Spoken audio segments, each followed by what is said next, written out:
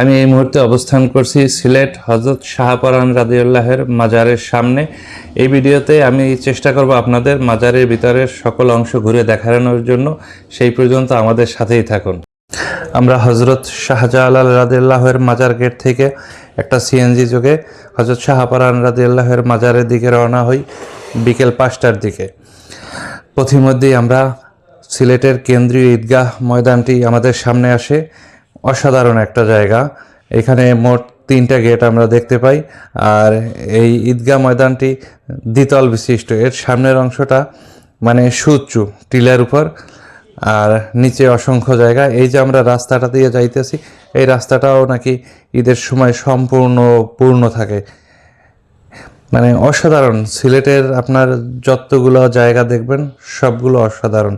অন্যান্য জায়গা থেকে, অন্যান্য বিভাগীয় শহর থেকে এই শহরটা সম্পূর্ণ একটু ভিন্নধর্মী, আলাদা। আর সিলেটে প্রায় সবসময় বৃষ্টি হয়। আমরা চলতে চলতে মাজারের মেইন গেটে চলে আসছি।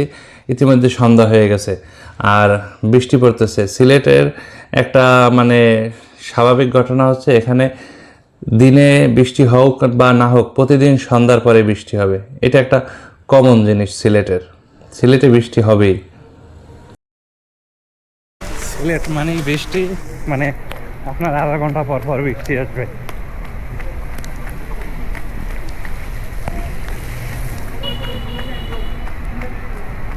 আধা ঘন্টা পর পর আপনার যেখানেই যান আপনার বৃষ্টির মুখোমুখি হইতে হবে। আমরা মাজারের ভিতরে রওনা করলাম। বৃষ্টি পড়তেছে আর মাজারের ভিতরে ক্যামেরা অ্যালাউ না, সেই জন্য একটু অন্যভাবেই আমাদের ভিডিওটা করা। জাস্ট আমরা মাজারের ভিতরে উঠতেছি। হয়তো এক সময় এখানে অনেক জহুরত ছিল বা মজেদা ছিল।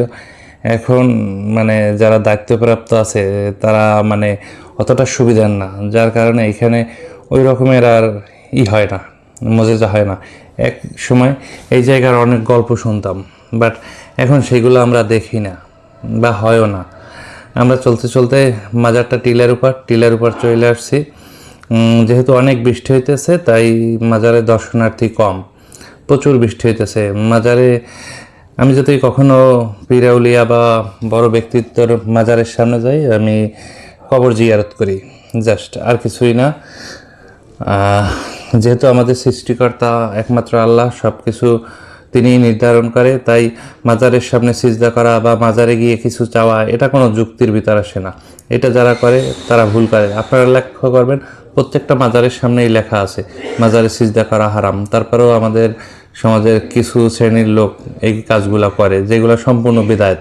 আমরা এইগুলো থেকে বিরত রাখি। মাজারটার সম্পূর্ণ দৃশ্য এটা। যেহেতু আমার ক্যামেরাটা নিচু করে রাখা, এই জন্য অতটা স্পষ্ট উঠলো না।